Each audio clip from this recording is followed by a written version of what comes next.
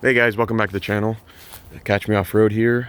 Today I just wanted to make a quick video showing a couple of my latest mods. So the last video I posted, you saw me install, you saw that I installed these ram steps, the rock rails. The next thing I did actually was a lighting mod, and it is right here.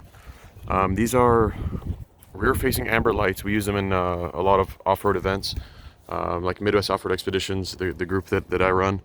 We require rear-facing amber lights so the driver behind you can see your vehicle, whether it's dusty or snowy on the trails.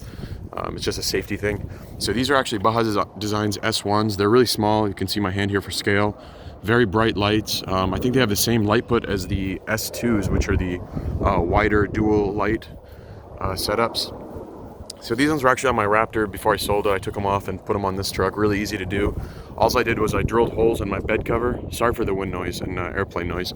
But I drilled some holes in the bed cover, ran the wires down. They actually go into a Y harness, the two of them, and they come out, and the crease between the bed and the cabin, you can see right there, they come down and they go through the frame rail.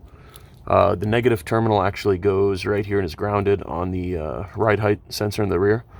But the positive terminal, which has to go up to the upfitter switches, runs through the bed frame, or through the frame rail, I mean, all the way along to the front of the truck. And we're in Michigan, so we just got some ice here. And it runs up and under the hood. And I'm actually going to pop the hood just to show you what the upfitter switches look like in this thing, because I'm sure some of you guys have not dug into them yet. But very easy to use. Truck's a little bit dirty. So that wire comes up, you'll see a red wire coming out right here. Comes up right behind the fender, the plastic fender. I tucked it away where it doesn't really show. Ran it around the battery here, and right here into auxiliary switch number 5, which is a 20 amp switch. The bundle of wires is right up here at the front corner. Let me stand back to give you an idea of where it's at.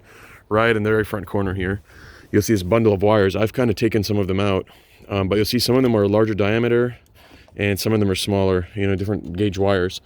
4 of the wires are 20 amp and 2 of them are 50 amp, which is way higher than the Raptor does. It's very nice having such high amp ratings.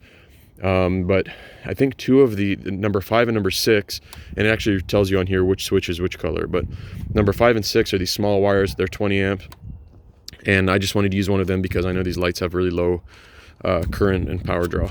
So ran it to there. Like I said, the ground wire's in the back, and I'll show you guys how this stuff works in here. So it's actually really nice compared to the Gen 2 Raptor. I'll go ahead and key on.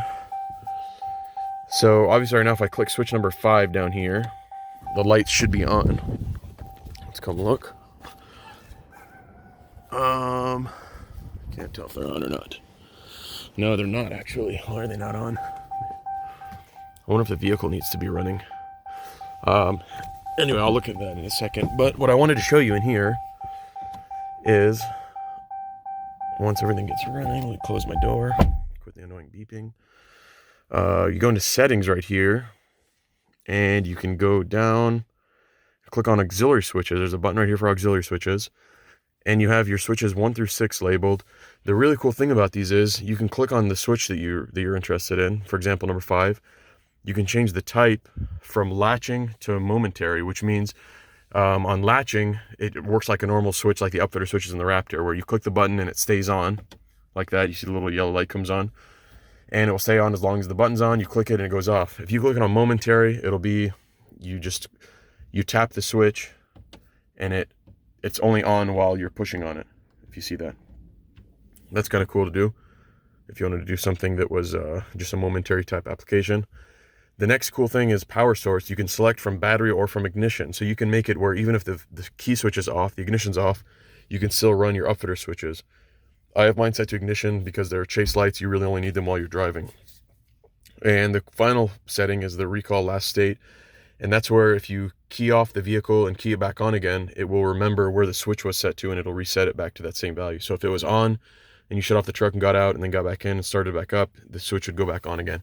So those are really cool things that that the TRX allows you to do. I think they use the same setup from the Power Wagon, and then some of the Jeeps, like the Rubicon, you can order the upfitter switch package on that as well, and it has some similar settings, I believe, if I'm not mistaken. So just wanted to show you that latest mod. I'm sure people want to hear I haven't really done a cold start yet for the YouTube channel in a little while, so I'll go ahead and close everything up and do a quick cold start for you guys. But yeah, that's my latest mod, is those cool lights on the rear. Let's see how loud this guy is.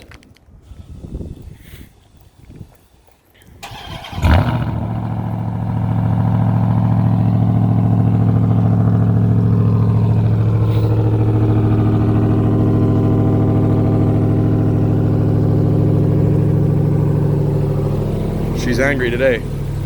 Another quick update on the red truck. This is a 2016 F-150. It's got the 2.7 EcoBoost in it. I'm gonna go ahead and kill the TRX real quick. But the red truck I just picked up from the dealer. It was getting, if you guys saw in one of my videos I posted, there's oil all over the ground. And it's not from this truck right here. I actually tried pressure washing it off right there. You can see some stains.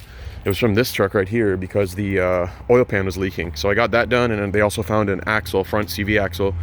One of the endings was damaged, so they replaced that for me as well.